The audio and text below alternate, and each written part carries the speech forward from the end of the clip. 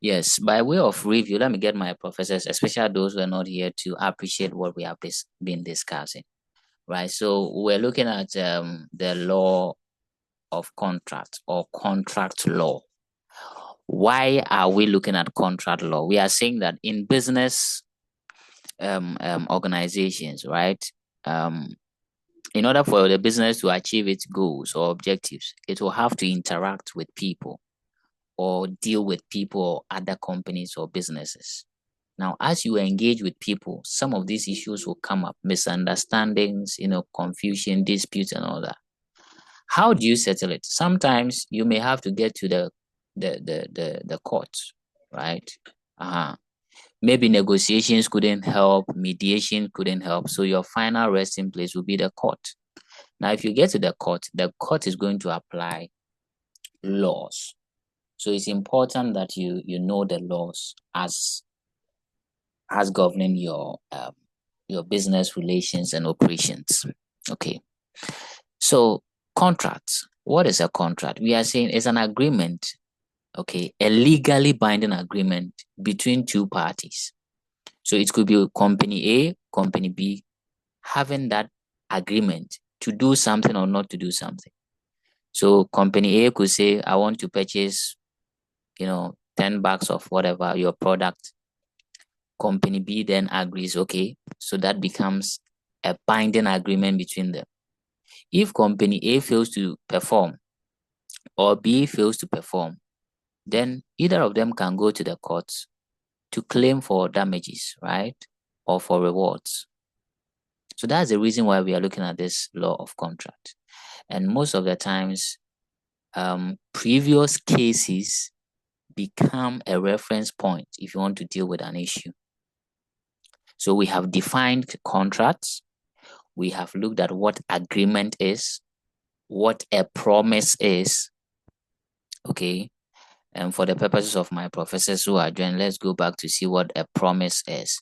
We said a promise can be defined as a voluntary declaration you declare or you assure, okay, another party to do something or to fulfill an obligation or not to do something. So if I make a declaration to you that, oh, tomorrow I will not teach, that is a promise. Or tomorrow I will teach, that is a promise. Okay. You either trust me to do it or not to do it. That's why we say it's often based on trust or moral obligation or personal integrity. When I say tomorrow I will teach, you may only, based on the fact that, oh, as for Mr. Amwa there, yeah, he has that integrity. If he says he will teach, he will teach. Okay. That is a promise. Okay. But then a promise shifts to becoming a contract. Remember, a contract is an agreement you can enforce in the court. So a promise now shifts to become a contract if it has certain elements. And the elements are what we want to discuss.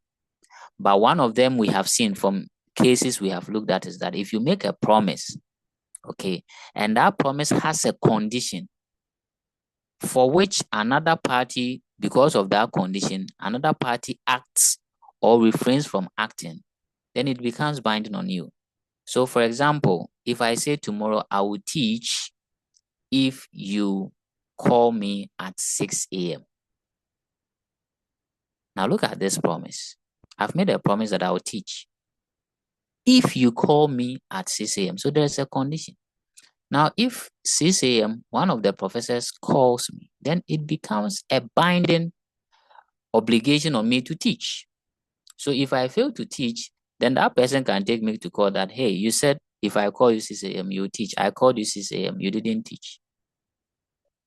So I hope you are beginning to appreciate what a promise is and at what point a promise now becomes a contract. Okay. Now, still on the element, we have settled on one, and one of them is that there should be an offer and acceptance. For a contract to exist, there should be an offer and acceptance. So one party should offer, another party should accept. Okay. Now, Before we dig in what the offer and acceptance is, I want us to look at these two cases. Now, case one, between Taylor and Lyde, 1856, such a long time. What happened? It says Taylor is a seaman, right? And I believe we all know who a seaman is. He's the plaintiff, so he reported the case to the court. The plaintiff is the one who reports the case to the court. He navigated a ship that was deserted in the middle of the sea to the owner, and the owner is the Lyde. Okay, without his prior notice, and insisted on a fee. The owner of the ship, that is Lyde, refused to pay, and Taylor took the case to court to sue Lyde for the money. Now, professors, having read this, what do you think will be the court's ruling? Or what will be your ruling if you were to be the judge? Ownership is so. You drive it, bring it to him, and you say, pay me this amount. The person didn't know whether you were going to drive the ship or you didn't give any notice or whatsoever. So what will be your judgment? It's a funny case. I think an example could be that Augustine sees Janelle's car parked somewhere, and he drives it without telling Janelle. He drives it to Janelle and says, pay me this amount because I've brought your car to you. What will be your judgment or your ruling on such a case? Irama Amwa, my namesake Amwa, if you happen to be a judge on this case, what will you say? Would you ask? Sir, sir, please continue. Yeah, would you ask the owner of the ship to pay Taylor who brought the ship?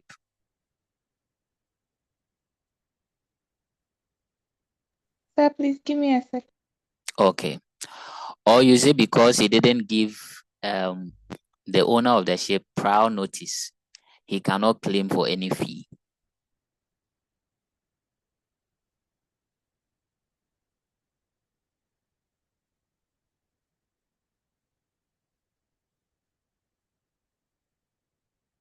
Please.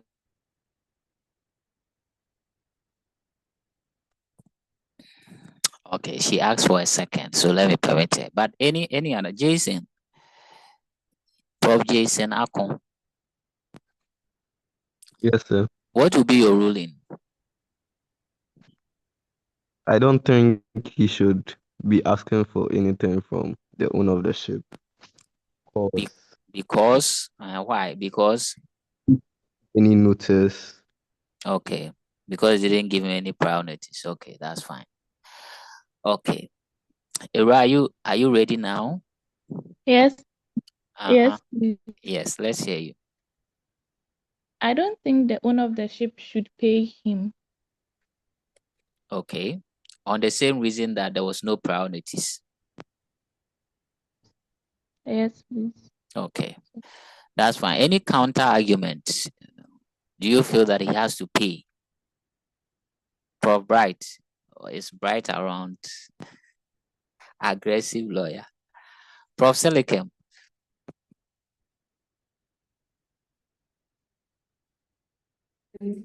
So, sir, please, rule in favor of the ship owner, the lad. Okay, that he shouldn't pay. Yes, please. Because at the time Taylor navigated the ship, there was no contract between him and the ship owner. Okay. Okay. Thank you very much, Silicon. Portia, do you have anything on this, Josephine? Jeremy?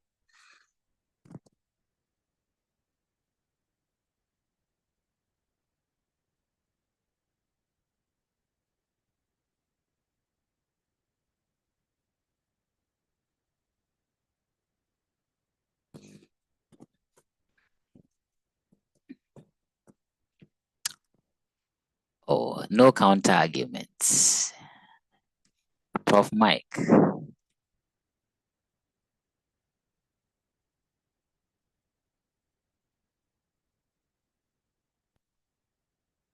Mr. Peace, I agree with them. Okay. So, well, I think this time we all went in favor of the ruling that was given, and the ruling was that, with the fact that there was no prior notice given, because if you are going to move somebody's asset, a ship, Obine ship is so wow, well, it was deserted.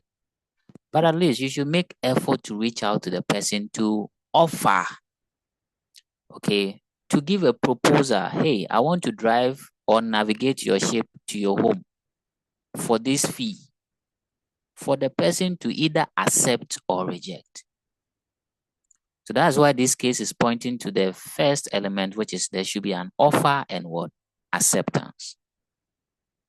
So the court ruled against Taylor because he didn't make any effort to offer or reach out to the defendant, as in the ship owner, to make any offer for either the owner to accept or reject. So on that basis, he was not successful. Now, there was another case. In fact, these cases are important, so you have to remember them, okay? But I'll leave that for another day. There was this case also between Hyde versus Wrench. Now, Wrench offered to sell his farm to Hyde for 1,000 Ghana cedis. Now, Hyde agreed and responded saying, I accept your offer, but I want you to reduce the price by 50 Ghana cedis. Well, the currency denominations is not the actual denominations in the actual case. Okay. Now, Wrench refused to sell the farm at the reduced price, and Hyde decided to sue Wrench for a specific performance.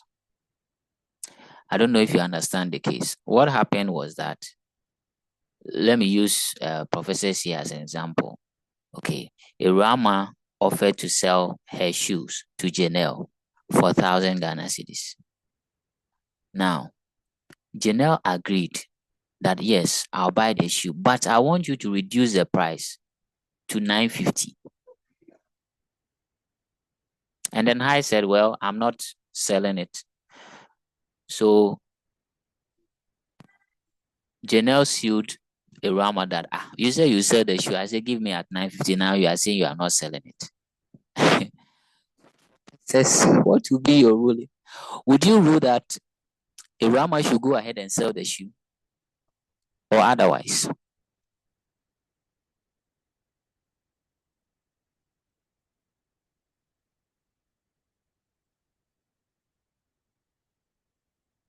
Mr. Peace, I didn't understand what you said. Can you repeat yourself again?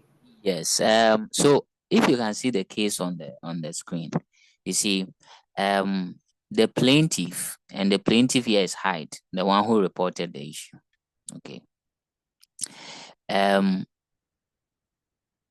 defendant, which is Wrench, okay, offered to sell his farm to him, and he agreed to pay the buy the farm, but at a reduced price. So he asked the guy to reduce the price, and the guy also refused to sell at the reduced price.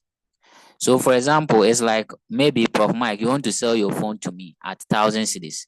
Then I tell you, okay, I'll buy, but reduce it to 950. Okay. And then you say, oh, I won't sell it again. Then I take you to court that you have to sell it to me at the 950.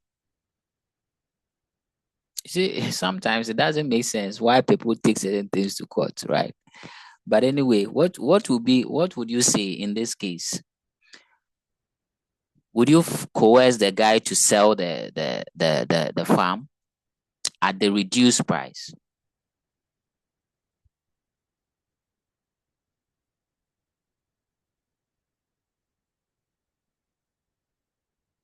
Please, did you get me this time, or you still didn't get the? Yeah. Of my, go ahead. I'm not arguing with the guy because it's my product and I can decide whatever I want to do with the product. So if I decide not to sell it again, you can't send me to court and sue me for not selling the thing to you again. Okay.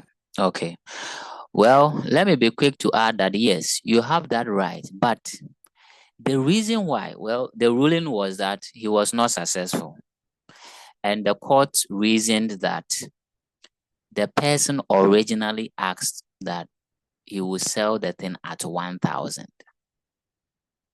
Though you agreed, you put in another offer that he should sell it at 950. Now, this person did not agree to sell it at 950. The original agreement was that I would sell it at 1,000. So if he refuses to sell it at the reduced price, you cannot hold him accountable. That was the ruling of the court. So the essence of this case is that sometimes when somebody makes you an offer and you accept, but then you come in with a condition, or what we say, a counter offer. Okay, I'll buy your phone, but not at the price you are quoting. I'll buy it at, say, 950.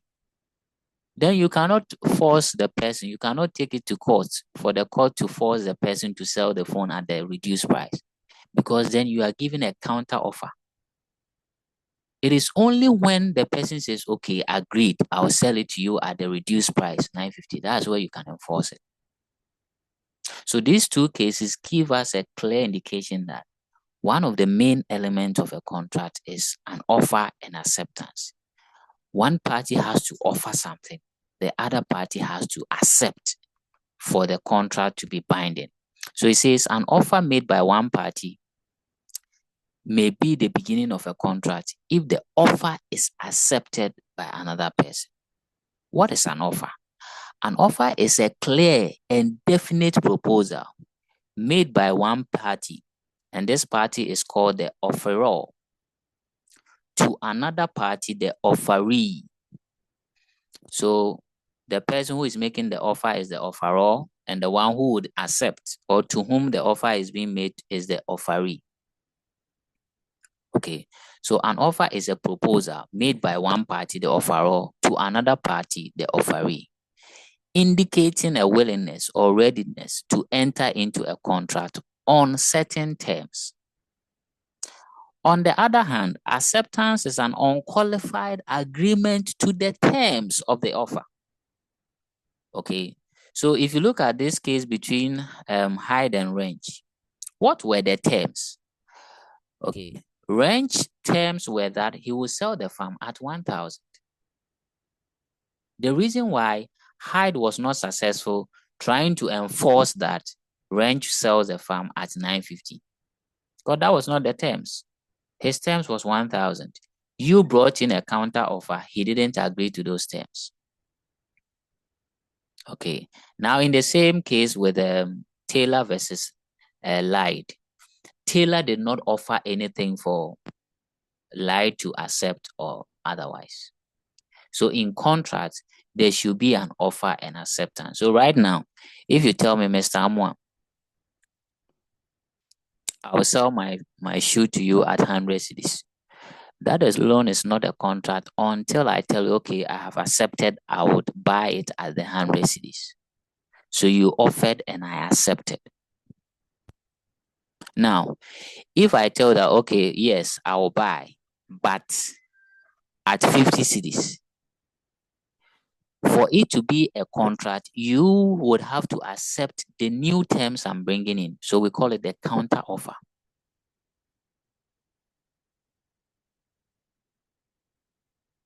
And I hope I've made some sense in whatever I have preached this afternoon. So one of the key elements of a contract is there should be an offer and acceptance. So if you see an agreement between two people where there was no offer, there was no acceptance, and they are coming to court to fight it, if you're a judge, then of course you can make a better ruling based on the offer and acceptance,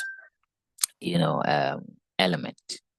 Okay. The other element which I think we'll look at another time will be the consensus or mutual assent, right?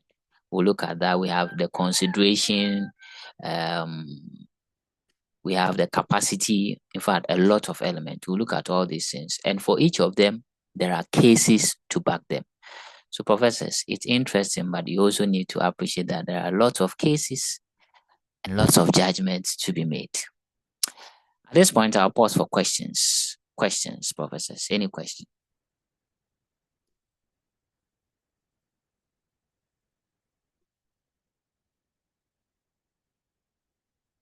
Any question?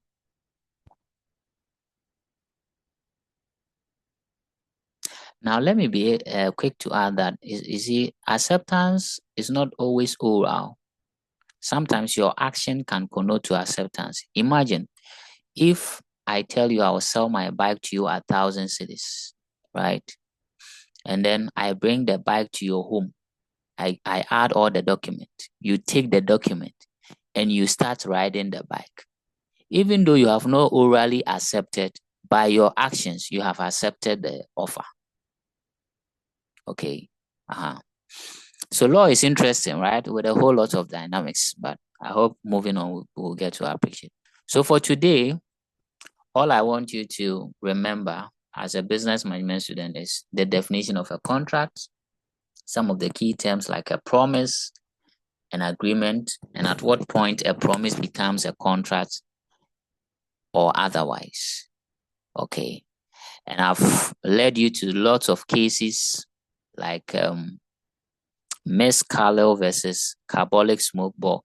Sometimes they can ask you to just give a brief fact about this case for 2 marks or 5 marks. So don't forget the cases. Okay. Now, having said that, who remembers the Carbolic Smoke Ball case? Miss Carlisle versus Carbolic Smoke Ball. What was the case about? Who remembers? Yes, Josephine.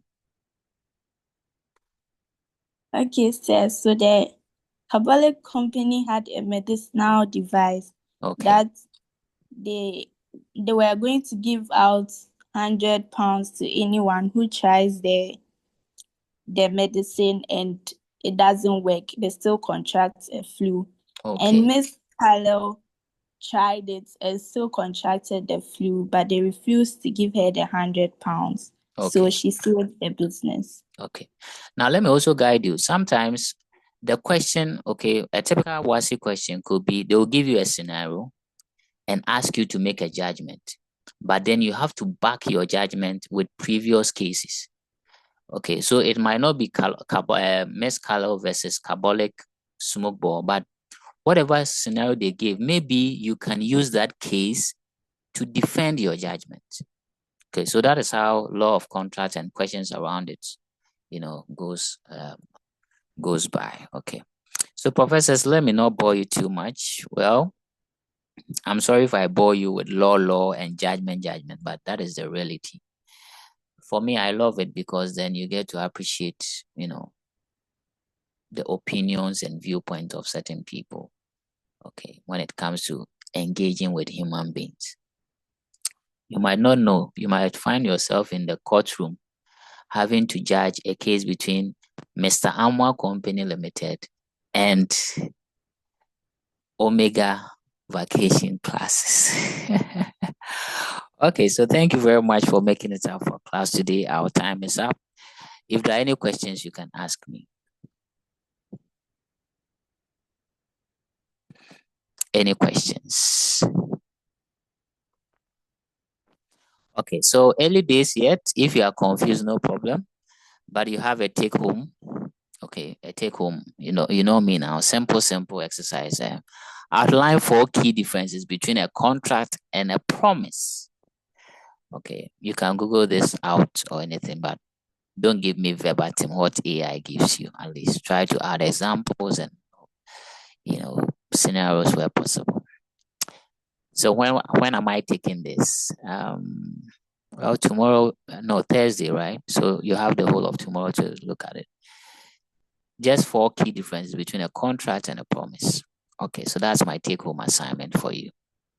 Any questions, any reactions whatsoever from us, professors? None. Okay, so I'll share the recording as usual. Okay, Irama, you have a question. Sir, please, the question again. Okay, so just outline 4 key differences between a contract and a promise? It's on the screen. Outline 4 key differences between a contract and a promise.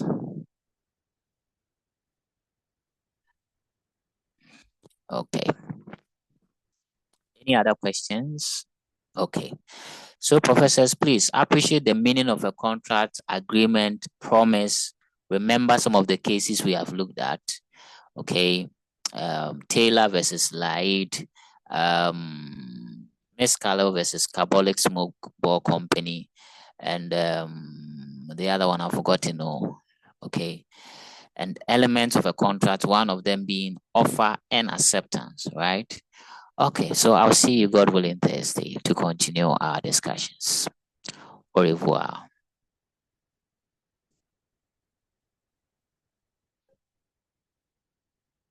Because I spoke French, professors don't want to respond. Goodbye. Bye-bye. Bye. Bye. Bye. Okay, bye.